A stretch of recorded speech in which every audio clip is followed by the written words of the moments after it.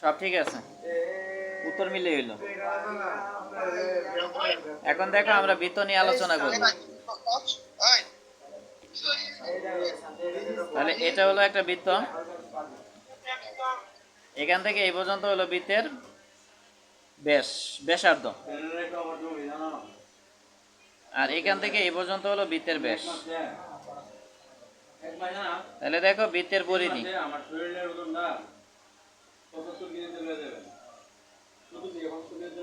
এটা সূত্র হলো 2πr।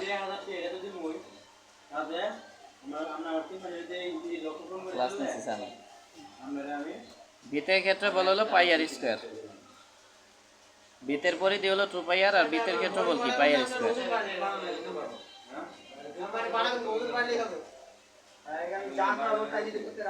তাহলে এটা হলো বৃত্তের সূত্র। এরপরে আমরা বৃত্তকলার সূত্র দেখব। বৃত্তকলা হলো বৃত্তের একটা অংশ। হ্যাঁ, এই যে এখানে যে অংশটা আছে এটা বৃত্তকলা, মানে বৃত্তের একটা অংশ, কেন্দ্রগামী বৃত্তের একটা অংশকে বৃত্তকলা বলে। এক কথায় এতটুকু হলো বৃত্তকলা, এই যে এতটুকু। এখন দেখো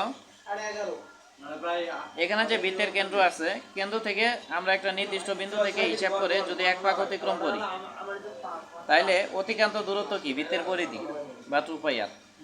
এই যে 2πr দূরত্ব যখন আমরা অতিক্রম করব, তখন কোণের মান কত হবে? 360 ডিগ্রি।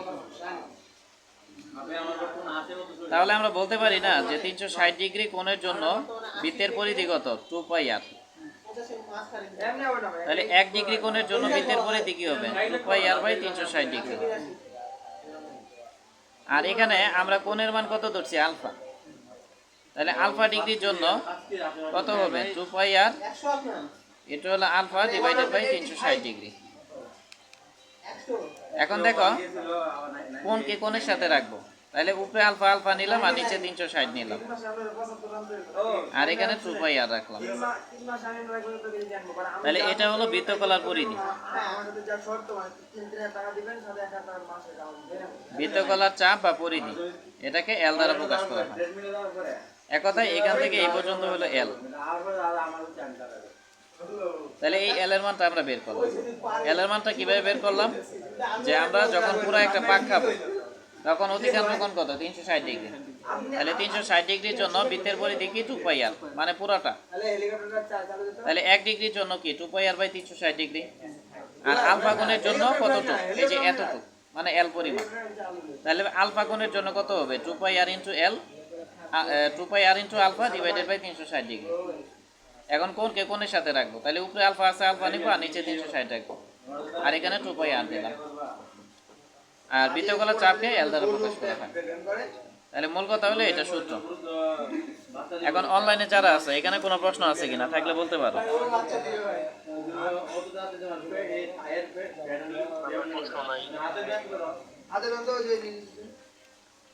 এরপরে এই অংশটার আমরা ক্ষেত্রফল বের করব। আমরা যখন 360 ডিগ্রি অতিক্রম করি, তখন ক্ষেত্রফল কি? πr²। তাহলে 360 ডিগ্রির জন্য ক্ষেত্রফল কত? πr²। তাহলে 1 ডিগ্রির জন্য ক্ষেত্রফল কি হবে? πr²/360 degree. তাহলে এখন এখানে কোণের মান কি? আলফা। তাহলে আলফা ডিগ্রির জন্য কত হবে? πr²/360 ডিগ্রি ইন্টু কি? আলফা। তাহলে এখন কোণকে কোণের সাথে রাখবো, তাহলে আলফা বাই কত? 360 ডিগ্রি, আর এখানে কত হবে? πr²। তাহলে এটা হলো বৃত্তকলার ক্ষেত্রফল।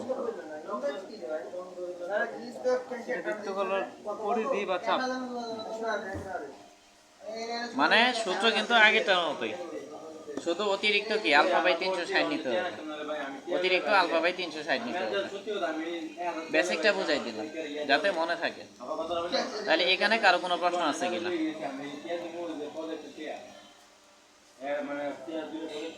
অনলাইনবাসী কোনো প্রশ্ন আছে?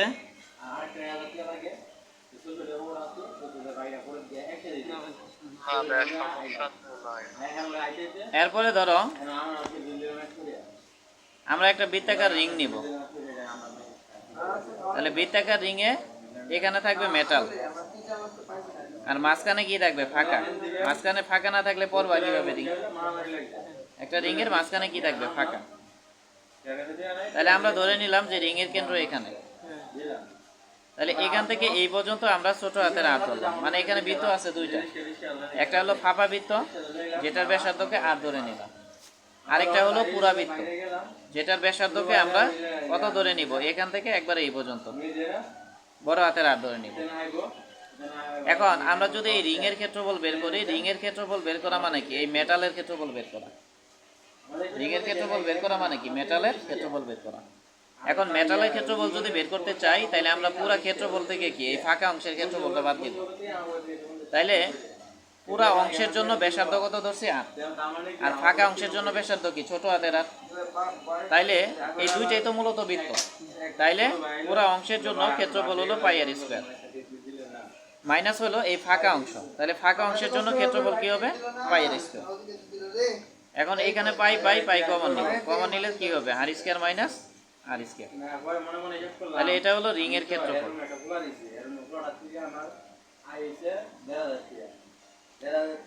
তাহলে রিং এর ক্ষেত্রফল কি? পাই ইন্টু আর স্কয়ার মাইনাস আর স্কয়ার, যেখানে বড় হাতের আর হলো বাহিরের ব্যাসার্ধ, আর ছোট হাতের আর কি? ভেতরের ব্যাসার্ধ। মানে ভেতর পর্যন্ত ব্যাসার্ধ হলো ছোট হাতের আর, আর এই বাহির থেকে কেন্দ্র পর্যন্ত ব্যাসার্ধ হলো বড় হাতের আর। তাহলে এখানে কারো কোনো প্রশ্ন আছে কিনা অনলাইনে যারা আছে?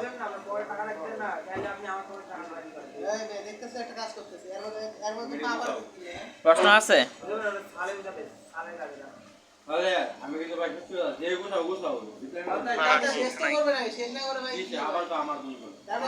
এরপরে দেখো,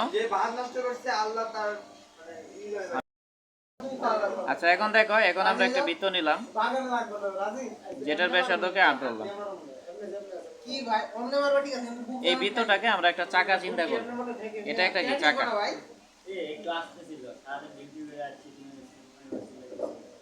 এখন দেখো, একটা চাকা যদি একবার পাক খায়, তাহলে সেটা কি? বৃত্তের পরিধি সমান দূরত্ব অতিক্রম করে। তার মানে অতিক্রান্ত দূরত্ব কি হবে? 2πr। তাহলে একটা চাকা যদি একবার দূরত্ব অতিক্রম করে, তাহলে অতিক্রান্ত দূরত্ব কি? 2πr। মানে একবার যদি ঘুরে, তাহলে অতিক্রান্ত দূরত্ব কি? 2πr। তাহলে আমরা ধরলাম n সংখ্যক বার ঘুরবে, তাহলে এই ক্ষেত্রে অতিক্রান্ত দূরত্ব কি হবে? 2πr ইন্টু n, বা n ইন্টু 2πr। তাহলে আমরা লিখব যে চাকার n বার আবর্তনে বা ঘূর্ণয়নে